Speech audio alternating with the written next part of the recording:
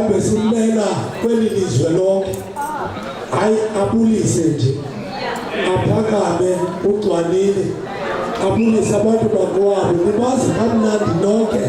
ukhulela apha phambi kwenu izinto zokusiqale apha phambi kwenu ezizezibeke apho ndingazikhona mandibulise okokuqala mandibulise kuba umongameli owengamele ibandla umfundisi omkhulu uhlangana ndibulise komamuno Bhayibhile ndibulise umagosa alesekethe ndibulise kubashumayeli ndibulise nakomama nolutsha umbuliso wami ke uzaba mfutshane bendimamele ndiyathanda ukubana ndikhe ndimamele xa abantu besizapha ngaphambili bezocela imithandazo into endiyiqaphelayo qho andikhe ndive mntu uthi kwezazicelo ucela imali ndiyaqonda uba inoba abantu basembhwani banemali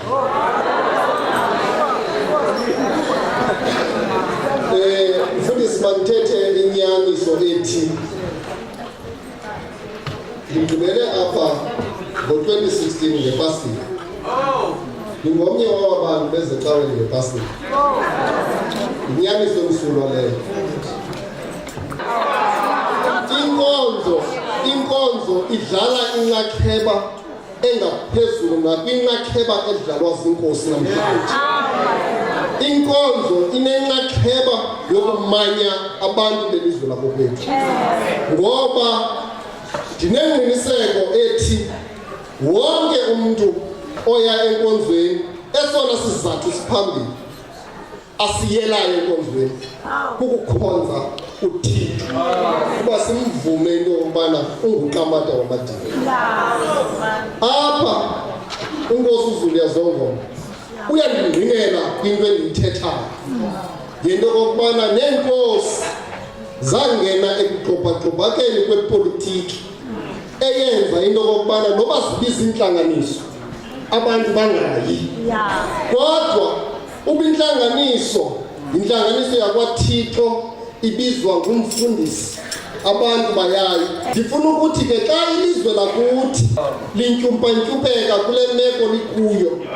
sicela into okokubana abefundisi bahlenxe bona epolitikini koko benze into elidiniso layo yokuthandazela ilizwe lakokwethu lingatenxi siyayazi into okokubana siminyaka ngama-23 sikhulekile namasirayeli xa ephuma eJiphuti esiya kwilizwe ledinga yaba iminyaka engapha kwama-40 bengekafiki kweyona ncakasana yenkululeko akuziba lula ukubheka phambili kuba khona singabantu abantsundu sisinikiwe isikhokhelo sokubana inkulu zeli lizwe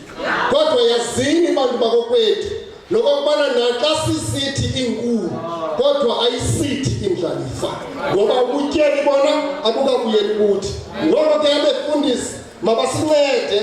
bathandaze